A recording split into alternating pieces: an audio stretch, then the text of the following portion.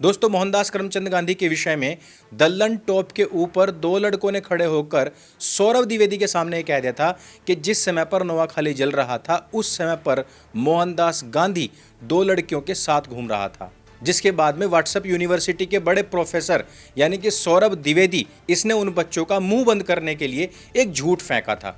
इसने कहा था कि नहीं, वो नोआखाली में ही भटक रहे थे और वहां पर हिंदुओं की जान बचा रहे थे।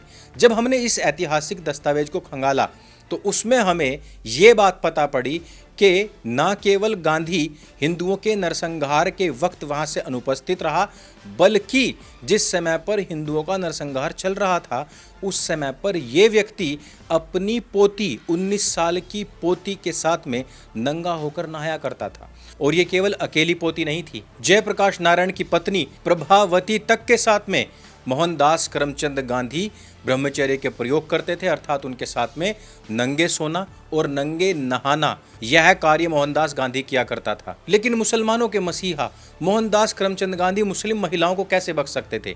इसी में एक और नाम आता है बीबी अमतुस सलाम का। यह लगभग 20 से 30 साल की महिला थी और इसकी नज़दीकियां मोहनदास गांधी से बहुत ज़्यादा थी। ये भी मोहनदास गांधी के साथ में नग्न सोया करती थी, ये भी ब्रह्मचर्य के प्रयोगों में शामिल थी। ये कहानी भी जरा सुनिए कि हरि लाल, जो कि मोहनदास करमचंद गांधी का सबसे बड़ा बेटा था, इसके ऊपर उसी की खुद की बेटी के साथ, जबकि वो 8-9 साल की थी, उसके साथ दुष्कर्म करने के आरोप लगे थे।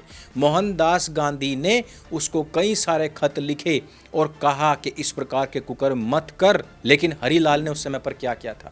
हरिलाल ने सन 1936 में इस्लाम में कन्वर्ट होकर मोहनदास करमचंद गांधी के मुंह पर एक जोरदार तमाचा मार दिया था। ऐसा उसने क्यों किया? क्योंकि उस समय पर इस्लाम में कन्वर्ट किया जाना उस समय की तबलीगी जमात का सबसे बड़ा एम बन चुका था। और उसमें मोहनदास करमचंद गांधी का बेटा, वो भी बड़ा बेटा अगर कन्वर्ट हो जाए तो ऐसे में सामान्य हिंदुओं को कन्वर्ट करना आसान रहता। दूसरी चीज़, हरिलाल गांधी की वाइफ काफ़ी टाइम पहले ही मर चुकी थी।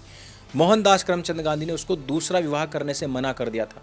वो मुसलमान बनकर अपनी सभी इच्छाओं की पूर्ति कर सकता था।